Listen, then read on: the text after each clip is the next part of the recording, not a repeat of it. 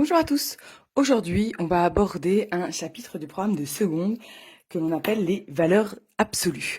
Je vais pas m'étaler ici sur ce qu'est la définition des valeurs absolues, mais je vais essayer d'expliquer, surtout pour les élèves en difficulté. Je rappelle que ma page, on se focalise sur les élèves 10.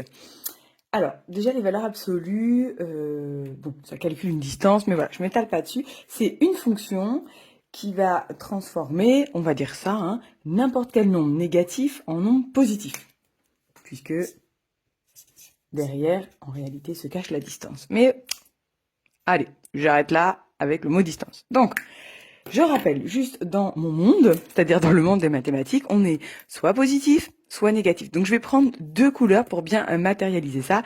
Je vais prendre le bleu turquoise, ce sera les nombres positifs, et les oranges, les nombres négatifs.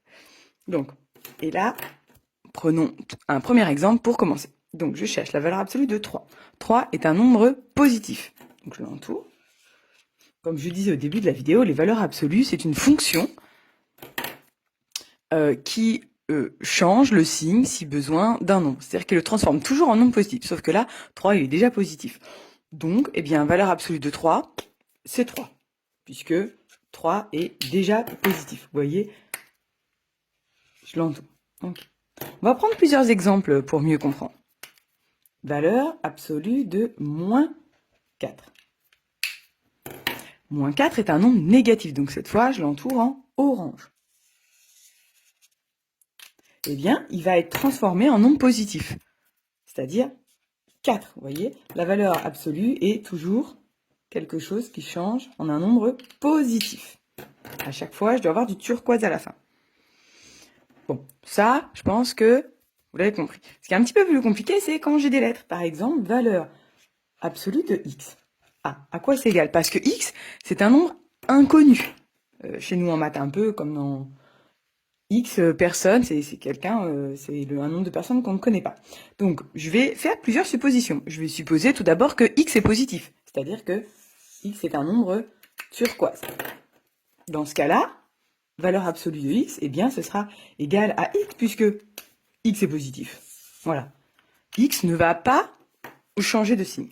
Mais, c'est pour ça qu'on marque un OU, parce que on peut supposer également que X, il est négatif, c'est-à-dire qu'il est de couleur orange et il doit devenir bleu.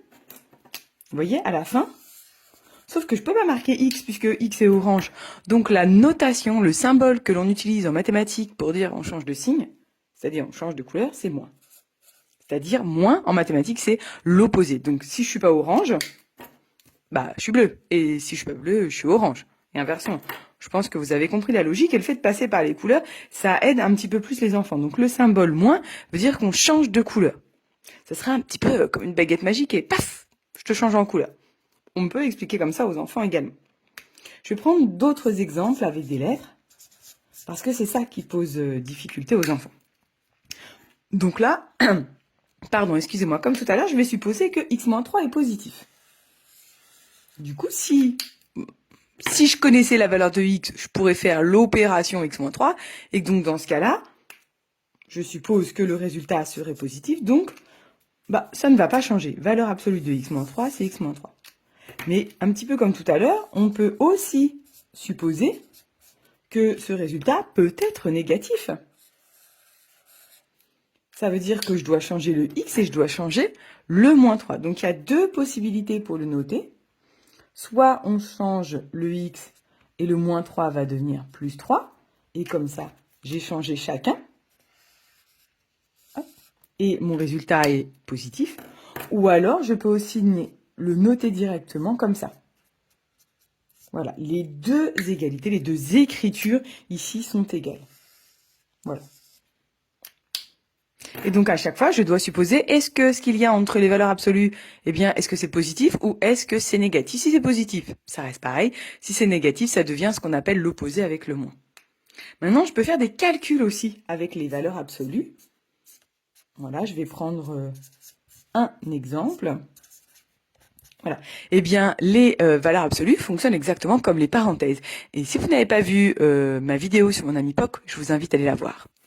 Donc, comme les valeurs absolues commencent par les parenthèses, je vais déjà regarder si ce qu'il y a entre les valeurs absolues, eh bien, est-ce que c'est un nombre positif? Ici, c'est le cas avec 4. Ou est-ce que c'est un nombre négatif? Et là, c'est le cas. Je dois toujours transformer en un nombre positif. 4 étant positif, il restera 4. Après, j'ai moins, sauf que là, ça va pas du tout. J'ai un moins 3. Le moins 3 doit devenir 3, c'est-à-dire un nombre positif, fois 2. Et après, je respecte les priorités opératoires. On commence par la multiplication. Et 4 moins 6 égale moins 2. Voilà. Je vais faire un autre exemple aussi. Voilà, ce sera le dernier. La racine de 7 est un nombre plus grand que 1. Si jamais les élèves ne le savent pas, eh bien, on les invite à utiliser la calculatrice et à taper le calcul 1 moins racine de 7 égale, vous voyez bien que c'est un nombre négatif. Ça veut dire que je dois prendre l'opposé de 1 moins racine de 7. Eh bien, je l'entoure, j'ai dit que c'était un nombre négatif, donc je dois prendre le moins 1 plus racine de 7.